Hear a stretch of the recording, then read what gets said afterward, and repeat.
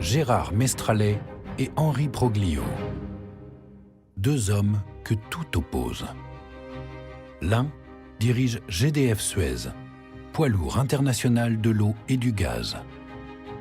L'autre est à la tête d'EDF, un des leaders mondiaux de l'électricité et du nucléaire. Ce sont deux personnalités inoxydables, au rebond pour le moins incroyable. Ils sont opiniâtres, voire assez teigneux, et donc ils ont un sens de la détermination à toute épreuve et rien ne leur résiste. Gérard Mestralet, personnage très lisse, très policé, extrêmement urbain, toujours souriant, extraordinairement diplomate.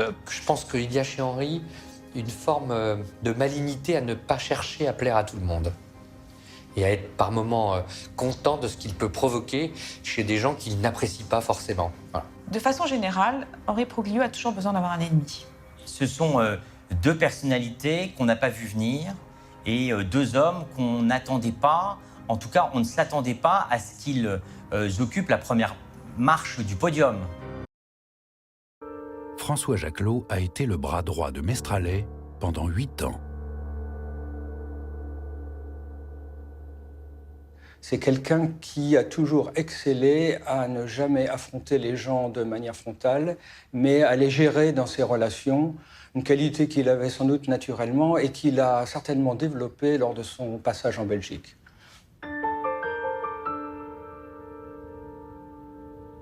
Depuis 1995, le banquier Michael Zaoui finance les opérations boursières de Mestralet.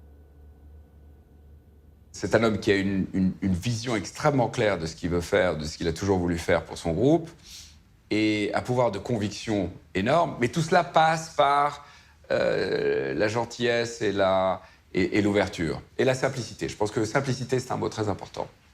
Les volontaires, tenaces, extrêmement patients. Mais ce n'est pas une volonté au sens brutal, c'est une volonté au sens persistance. Et la souplesse est un des instruments de cette volonté. Il écoute, d'abord, beaucoup. Il parle peu. On n'est pas dans une configuration où le chef fait de longs discours et tout le monde écoute. Par contre, ses mots pèsent. Et on sait, dans la salle, même si ce n'est pas celui qui parle le plus, qui est le leader, à tout moment.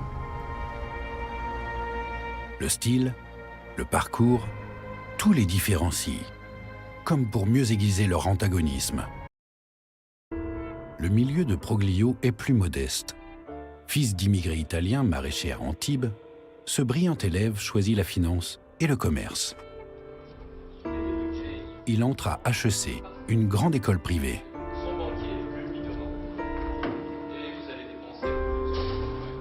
À 23 ans, son diplôme en poche, il entre par la petite porte à la Compagnie Générale des Eaux, qui fournit la moitié des communes de France. Un mastodonte qui investit aussi dans le bâtiment, les déchets ou les transports. À sa tête, un homme secret et redoutable surnommé le Sphinx, Guy de Joigny. Il devient le modèle de Proglio. Guy de Joigny, c'était quelqu'un qu'on approchait très difficilement, qui parlait peu, on était convoqué dans son bureau de temps en temps. Yann Le Doré a été le collaborateur et l'ami intime de Proglio pendant 15 ans. Ils sont aujourd'hui brouillés. Guy de Joigny était quelqu'un de vraiment très particulier. Quand il descendait l'escalier central, il ne fallait pas se trouver dans le même escalier que lui.